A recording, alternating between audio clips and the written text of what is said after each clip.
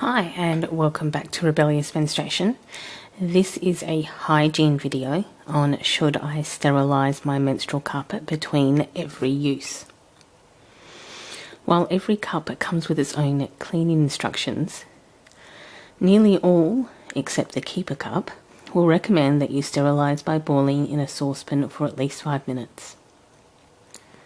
While in use, the recommendation is to remove and clean every 12 hours with water and unscented oil-free soap or menstrual cup fragrance-free wipes. And if stuck in public with toilet paper, wipe with that. I've already discussed before that I use fragrance-free, paraben-free, soap-free adult toy cleaner on my own menstrual cups. And I also use this little silicone cup in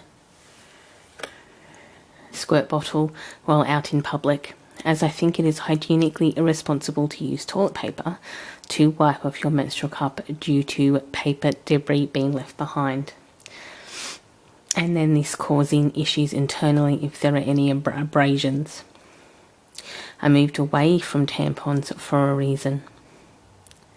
There are definitely cleaning items not recommended for menstrual cups, including but not limited to any scented products or fragrance soap, antibacterial anything, including soap and hand sanitizer, vinegar, tea tree oil, oil-based soap, and any item containing alcohol, pre-moistened wipes, hydrogen peroxide, bleach or harsh cleaning chemicals. Essentially anything that you wouldn't put on your vulva or in your vagina you shouldn't be using to clean your cup.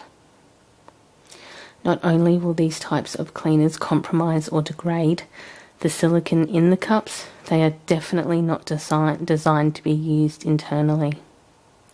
If you keep it simple and boil it in water for 5 minutes, you'll be done, and won't need or require all the fancy cleaners, wipes, or sterilising tablets, and can save money.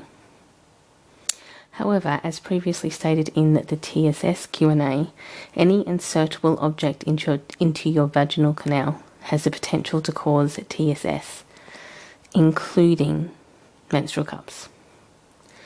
There is not a lot of research into menstrual cups, and obviously this can raise concerns, as with any newish or at least newishly popular device.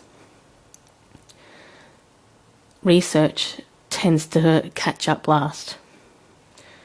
Aside from hysterical claims that menstrual cups have a higher risk of causing TSS, blatantly untrue and contrary to any evidence provided, there are legitimate medical concerns surrounding the hygiene of, upon removal, simply washing and reinserting the cup.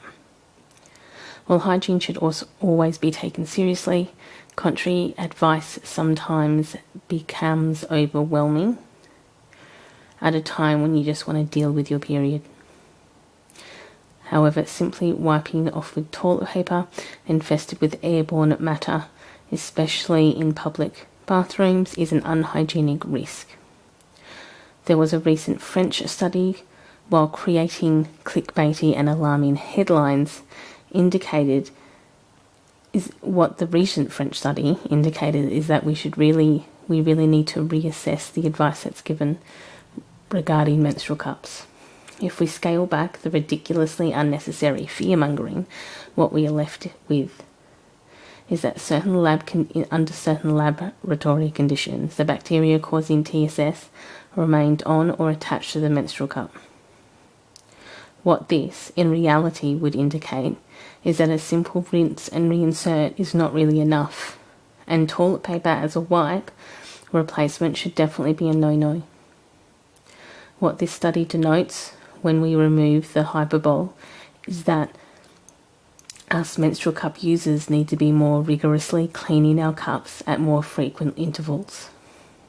The thing with TSS is that while it's associated with menstruation, it can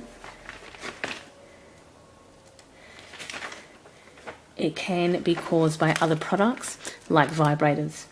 And the recommendation here is to sterilise and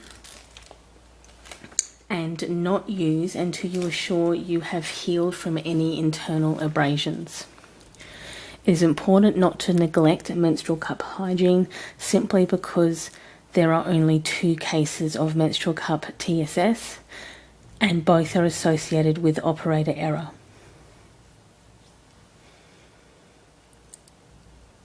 I'll link both of these cases below for your information so you can look at what happened yourself.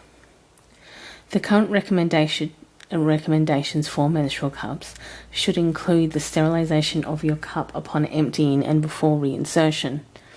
And this advice is essentially the most updated recommendation, which of course will be hard for some women to maintain. While I can just switch between sterilised cups because I use 4 of them, which obviously are on display in this video, not all people have multiple cups or access or affordability to have multiple cups. The real outcome in all of this is that much more proper research needs to be conducted on menstrual cups before sending out scary clickbait articles. Interestingly, this French study by the National Staphylococcus Reference Centre in Lyon, an institution focused on studying this bacteria, they tested a standard tampon, an organic tampon and a menstrual cup in laboratory conditions. They kept them in 37-degree plastic bags in a culture medium and with the staph added for 8 hours and then tested them. While none of these devices actually accelerated the growth of Staph aureus or prevented TSS, the organic tampons presented as no better than rayon or viscous mix. This study of 11 tampon brands and 4 menstrual cup brands is available online from the Applied and Environmental Microbiology website, and I will also link this below. While most menstrual cup companies will recommend cleaning and changing every 12 hours, French company Clarifarm, which produces a menstrual cup and who have a medical certification for their cup, conducted their own testing for TSS in September 2017.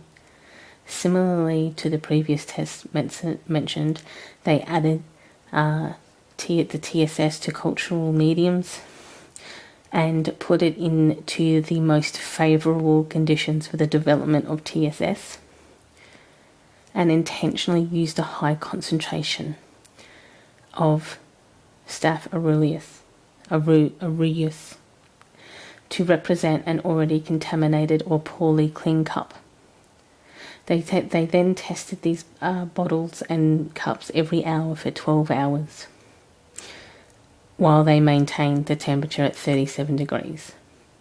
As a result of this extreme end testing, Clarifarm recommends changing your menstrual cup every 6 hours, and into a new sterilised cup. They do not recommend rinsing out the one you were wearing in and reinserting it. In addition, in Australia, the Therapeutic Goods Administration, or the TGA, also recommends changing every 8 hours. Also, I will link this down below for Clarifarm. Thanks for watching. Enjoy your morning, afternoon or evening, depending on where you are in the day, and I will see you all in the next video.